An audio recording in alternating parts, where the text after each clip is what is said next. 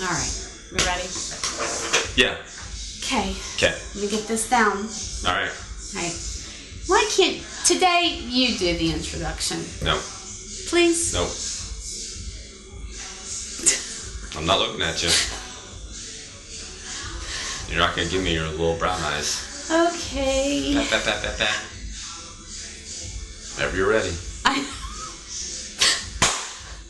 Hi everyone, this is Travis Jansen for Thrive TV, and we are back with episode number 39, a question and answer session for Mr. Scarlato. So our first question is from Donna, a co-worker Thanks, of Donna. mine. Okay, she brought up the fact, she says, I've been told that nurses have the worst trap muscles and rhomboids. Okay. And they develop issues there due to body mechanics and their wear and tear of their jobs. Mm-hmm. So what are some exercises that strengthen these and or stretches that we can do? She says, I've tried the doorway stretch, where you put your arms against the doorway and all that. But she has, she can just tell in this, where her rhomboids are. That she goes, how can you strengthen those so that they don't hurt? Okay. That's a fantastic question, and I think that's totally ironic because that's part of the talk on Saturday. Oh, so cool. this is a good little segue to Saturday. Okay, good. So you have tonic and phasic muscles. Tonic muscles are muscles that tend to tighten as you get older, and there are 8 of them. And one of those muscles are your trap muscles, okay? And then you have phasic muscles, and phasic muscles are muscles that tend to weaken as you get older, and there are 7 of them, and one of those is Your rhomboid. rhomboids. So this is going to cover both aspects. That's awesome. So, like I said, with tonic muscles, you want to look at not necessarily strengthening them or finding exercises to strengthen them, although it's not a bad thing, but your traps just tend to get tight as you get older, so you want to find ways to loosen them up. And the best way to do that is myofascial release or massage of some sort. So it'd be nice if everyone could afford to go get massages every day or every other day or once a week or whatever. And if you can, great, go do that and have them work on your traps and have them work on your pec major, pec minor, and other parts of your body that tend to tighten. So this wall stretch that you're doing, that's a great one as well, but that's stretching your pec major and your pec minor, and also other parts of the interior of your body. Your pec major and your pec minor also happen to be muscles that tighten as you get older. So that's not a bad stretch to do. However, it's not necessarily stretching your trap muscle. Well, this is the top of your trap muscle. It runs down your back, but you don't necessarily want to stretch your trap muscle. Like I said, you want to massage it or myofascial release yourself. So we have lacrosse balls that we use here. You can use tennis balls or other. Yeah. So that's a lacrosse ball, right? You can get these at Dick's Sporting Goods, Dunham's, or any other sporting goods store. If this is too hard for you, the softer that it is, the harder the less intense it's going to be for you, because it'll be painful to roll it out. So what you want to do is stick that ball in between yourself and the wall, and it's going to be up on your trap, okay, up near your shoulders, and all you want to do is slowly and methodically move side to side, okay, nice and slow, nice and methodical, side to side, okay. So that's what you want to do for your traps. For your rhomboids, like I said, those are phasic muscles, so those are the ones that tend to weaken as you get older. That's one of them. Other low back muscles, mid back muscles tend to weaken as well. So there are a couple things that you can do. We do some things here called Y's and T's. Those are good for that.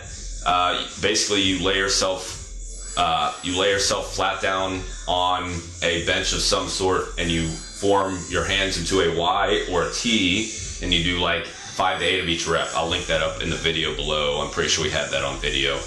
I'll link that up in the description below.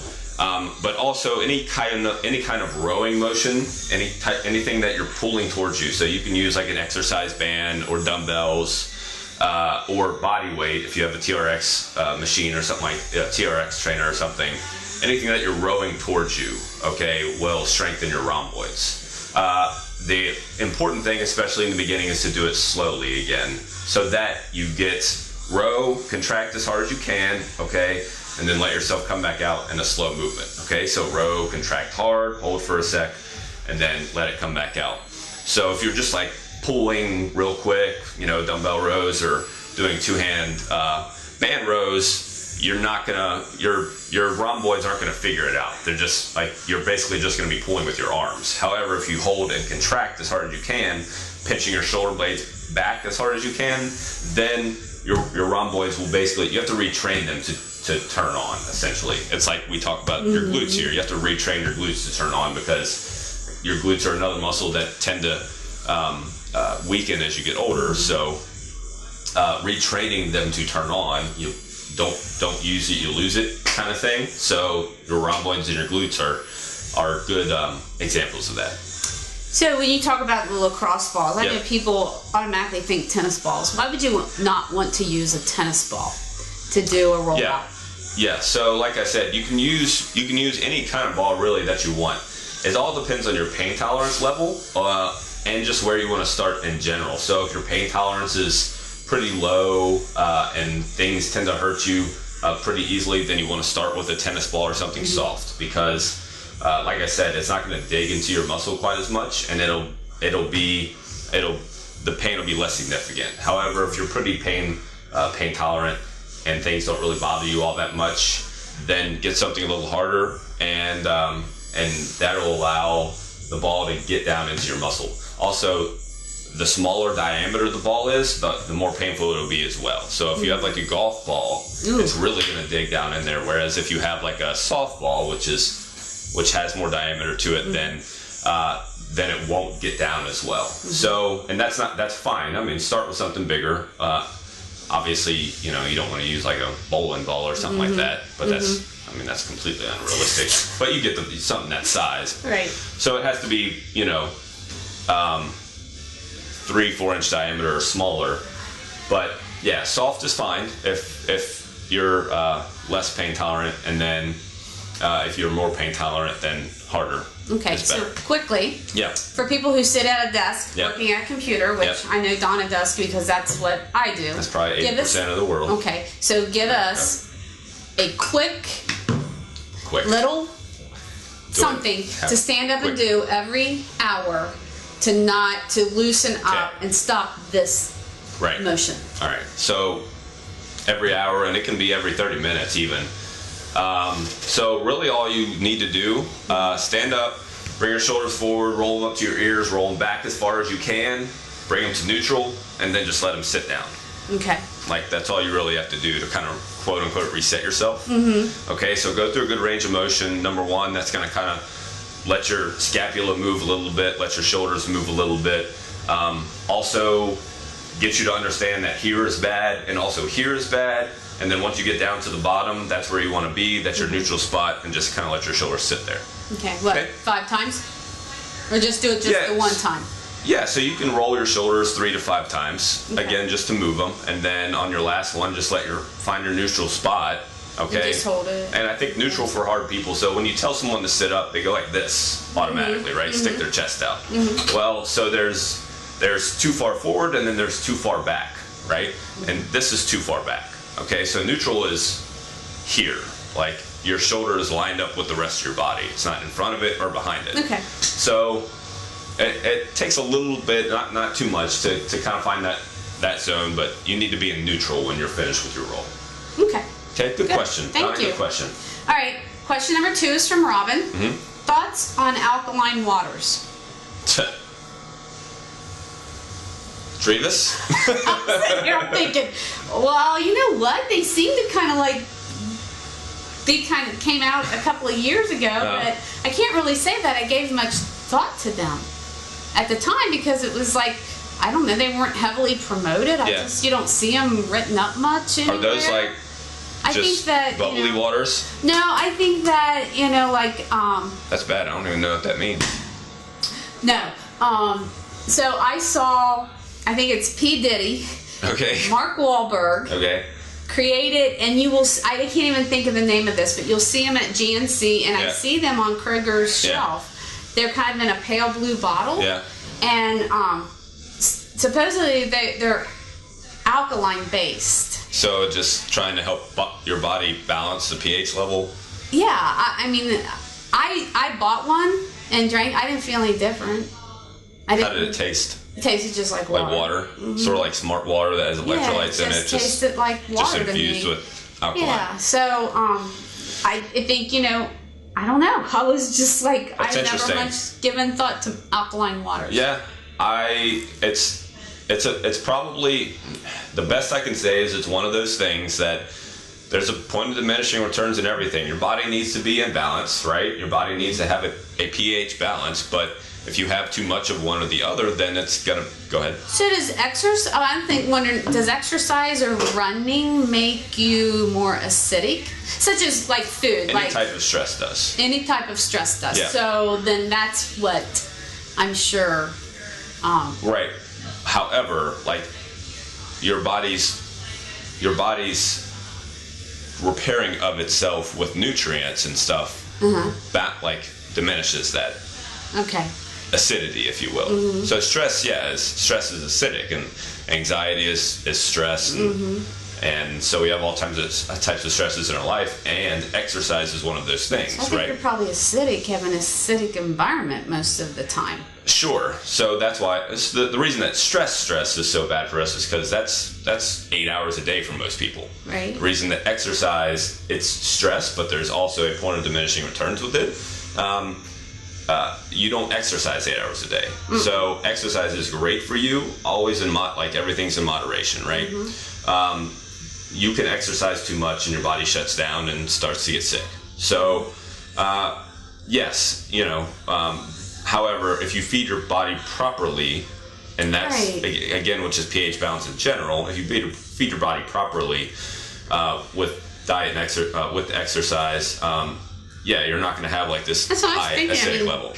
So what did we do before somebody got the bright idea and I'm sure the marketing, that costs more than regular water. Sure.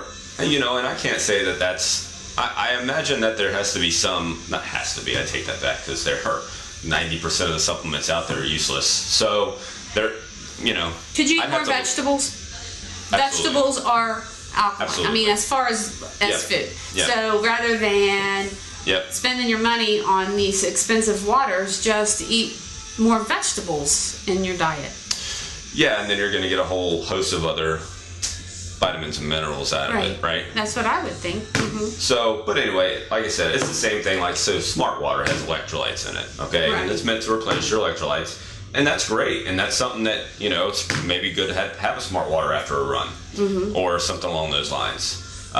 However, if all you do is drink smart water all day, then you're going to have too many electrolytes and something bad, might happen. Maybe not terribly bad, but I'm thinking cardiac. When you talk about electrolytes, I think your heart. Yep.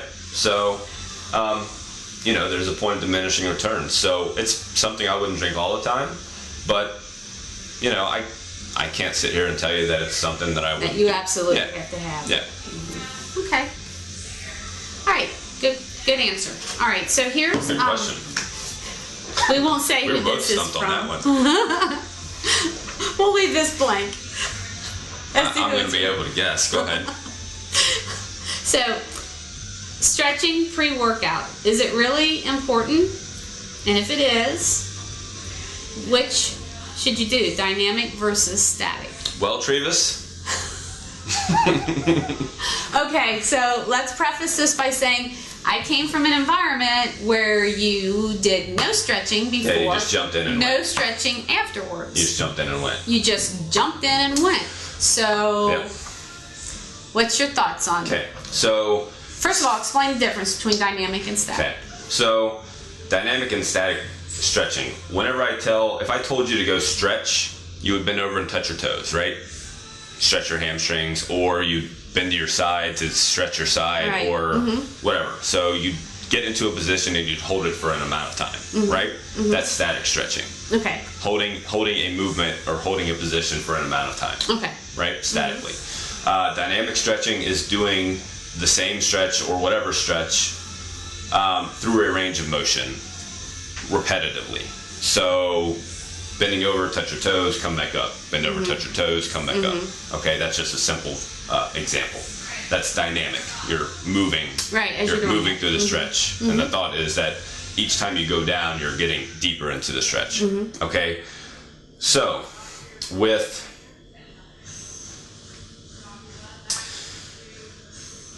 what was the first part of the question? Pre-workout. Is stretching important pre-workout? Okay. Should you put it before or after? Stretching is static. Okay. So we talked about static and dynamic. Static stretching pre-workout.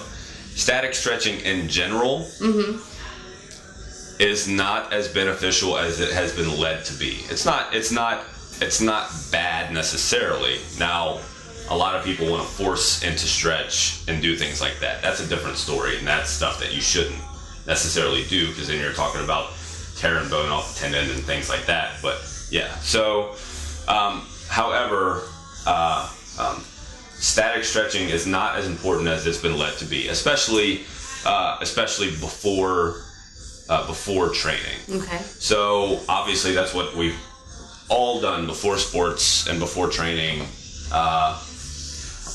Static stretch, like just stretch before you do stuff, right? Right. The reason that it's been proven to not be as beneficial is that a couple of things. It affects your strength, it affects your power development, it affects your speed, which most people aren't necessarily worried about that, okay? If you're a sprinter, then yeah, you need to be worried about that. If you're a power lifter, you need to be more worried about that. It diminishes your strength and power and your speed by, I think, like 5 to 8% or something, okay? So for the average human, that doesn't mean much. That doesn't mean anything. All they want to do is get a good workout, move right, okay?